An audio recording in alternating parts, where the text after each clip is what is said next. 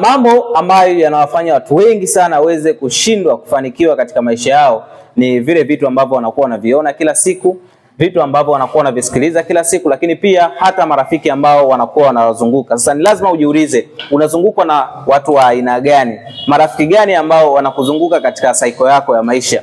Kama una marafiki ambao hawaingizi kipato kukuzidi wewe, ni lazima utakuwa kama wao tu. Kama una marafiki watano ambao kipato chao yani akija kuzidi sana, ni vigumu sana kuweza kufanikiwa. Kwa hiyo mwisho wa siku mtajikuta mnakuwa kwenye cycle moja, na pale ambapo utakuwa unazidi, wao ni lazima watakutenga tu. Kama watakutenga, ni lazima utajishusha ili mradi uweze kuendana nao. Lakini jambo la pili ni maneno ambayo unakuwa unasikiliza. Maneno ni vitu ambavyo vinakuwa vinawaathiri watu.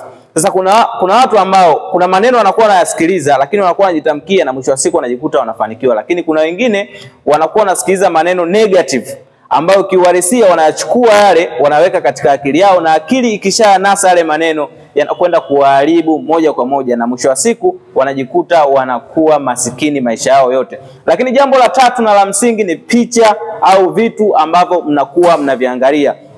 Angalia matajiri wengi vitu ambavyo wanakuwa wanavifanya. Wanatoka wanaenda sehemu zenye vitu vizuri, wanaangalia maboti, wanaangalia magari mazuri, wanaangalia nyumba nzuri. Sasa wewe huwa unaangalia vitu gani?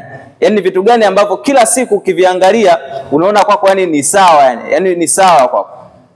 Kwa watu huwa wanafeli kutokana na picha ambazo wanakuwa wanaziona katika akili zao kila siku.